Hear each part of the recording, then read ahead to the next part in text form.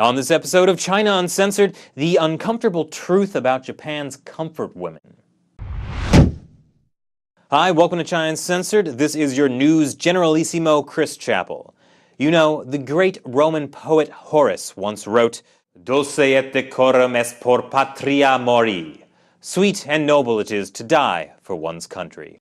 These words have inspired generations of soldiers going off to war. But, at least during World War II, Japan amended Horace ever so slightly.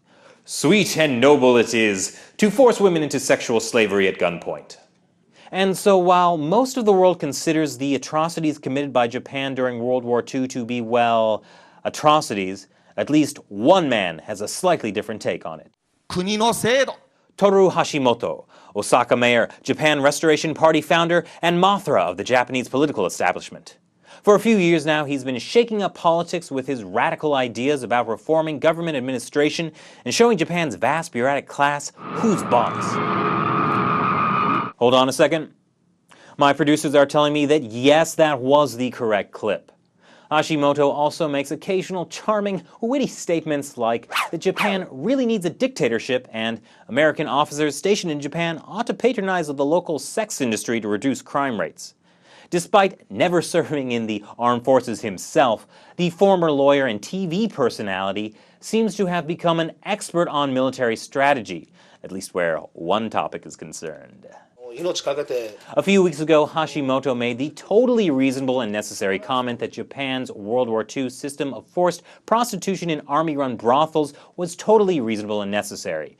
But sensing that his comments might potentially anger someone, he later toned down his statements by clarifying, I'm not saying that if the war were to happen today, we'd still use the same system. What a relief. But wouldn't you know it, all sorts of people still got themselves all worked up over this casual war crime-related banter. Most mainstream Japanese media were highly critical, and other countries, including China, the US, Taiwan, and South Korea, all expressed disgust, rage, and indignation over the remarks. But come on, big deal! They only represent 90-some% of Japan's foreign trade. Where's the harm in telling them their women deserve to be turned into sexual slaves of an invading army? Those pathetic humans just can't take a compliment. I am justice! Sadly, this is the era of political correctness, and Hashimoto still has his eyes on higher political posts following the fairly strong showing of his newly formed ninja clan. Conservative political party. So far, recent polls show his Japan Restoration Party is down 6 percentage points from last month. So Hashimoto has had to apologize for his statements that the US Army should make more use of today's brothels. The World War II comments? No way. He still stands by them, more or less. And yet, somehow, he's still getting criticized in the media, and overseas, and by victims of former state-run brothels. It's almost like he's being targeted by a conspiracy for daring to tell the truth, or being plotted against by the nefarious enemies of Japan.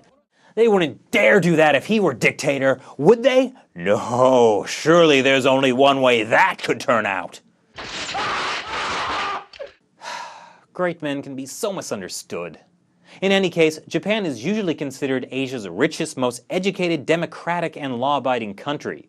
Its neighbors care about what Japan's leaders say, and with brilliant diplomatic leaders like this, we can all rest easy, it's not putting all that capital to waste.